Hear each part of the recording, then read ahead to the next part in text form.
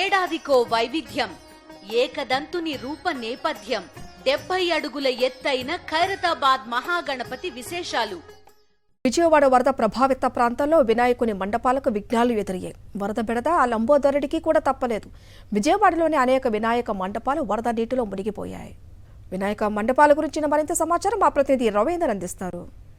మరికొద్ది గంటల్లోనే వినాయక చవితి వేడుకలు ప్రారంభంగా అవుతున్నాయి. కానీ విజయవాడను ఒకవైపు భారీగా వరద ముంచెత్తిన నేపథ్యంలో విజయవాడ నగరంలో అనేక చోట్ల వినాయక విగ్రహాలకు కూడా ఈ వరద ముంపు తప్పలేదు. ప్రస్తుతం నేను విద్యాధరపురంలో ఉన్నటువంటి ఆర్టీసీ గ్రౌండ్ లో ఉన్నాను. ఇక్కడ చూడొచ్చు, భారీ విగ్రహాన్ని ఏర్పాటు చేశారు. దాదాపు 72 అడుగుల ఎత్తుతో ఏర్పాటు చేసినటువంటి మట్టి వినాయకుడు ఇక్కడ మనం చూడొచ్చు. మట్టి వినాయకుడు విగ్రహాన్ని గడిచిన 2.5 నెలలుగా ఇక్కడ కళాకారులు దాన్ని ఏర్పాటు చేస్తున్నారు. అలాంటి విగ్రహం ఏర్పాటు చేసిన ప్రాంతంలో ఇక్కడ చూస్తే కనుక పెద్ద సంఖ్యలో వరద నీరు వచ్చింది. ఇప్పుడు గడిచిన వారం రోజులుగా ఈ ఆర్టీసీ గ్రౌండ్ మొత్తం అంతా కూడా పూర్తిగా వరద నీటిలో మునిగిపోయిన పరిస్థితి మనం చూస్తూ ఉన్నాం. ఇప్పుడే దాదాపు 3 అడుగుల పైగా ఇంకా వరద నీరు చేరుకునే ఉంది. ఈ వరద నీరు అంతా బయటకు పోతే తప్ప ఇక్కడ వేడుకలు నిర్వహించలేని పరిస్థితి ఉంది. మనం చూస్తుంటే కనుక 72 అడుగుల భారీ విగ్రహం ఇది.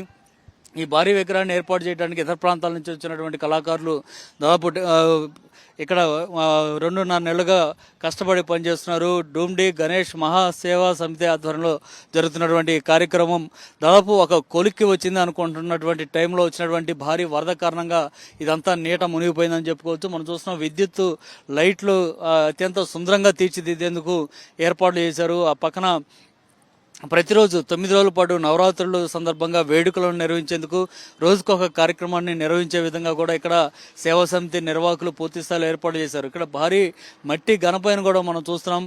అక్కడ ఉన్నటువంటి ఒక చేతిలో ఒక భారీ లడ్డు పట్టుకొని మరొక చేతితో ఆశీర్వదిస్తున్నట్టుగా ఏర్పాటు చేసినటువంటి భారీ మట్టి వినాయకుడికి కూడా ఇప్పుడు ఈ వరద కష్టాలు అయితే తప్పలేదనుకోవచ్చు. మనం మరికొద్ది గంటల్లోనే ఇక్కడ వినాయక చవితి వేడుకలు కూడా ప్రారంభం కావాల్సింది. కానీ ఇక్కడ చూస్తే కనుక ఇంకా దాదాపు 3 అడుగుల పైన నీరు నిలబడి ఉంది. వీటన్నిటిని మోటార్లతోటి తోడేస్తామని చెప్పి ఇక్కడ ఉన్నటువంటి నిర్వాహకులు చెప్తున్నారు. కానీ ఈ నీరు మొత్తం తొలగించి ఇక్కడ మళ్ళీ పూర్తి స్థాయిలో ఏర్పాటు చేయటం, విద్యుత్ లైట్లను వేయటం, ఇదంతా కార్యక్రమాలు చేసేందుకు కాస్త టైం అయితే పట్టే అవకాశం కనిపిస్తుంది.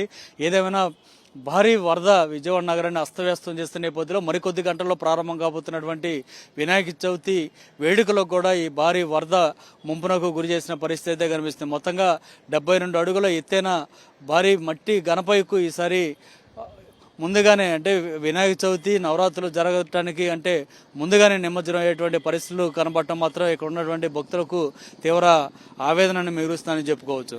కెమెరా పర్సన్ సాయితో రవీంద్ర రెడ్డి, సాక్షి టీవీ, విజయవాడ.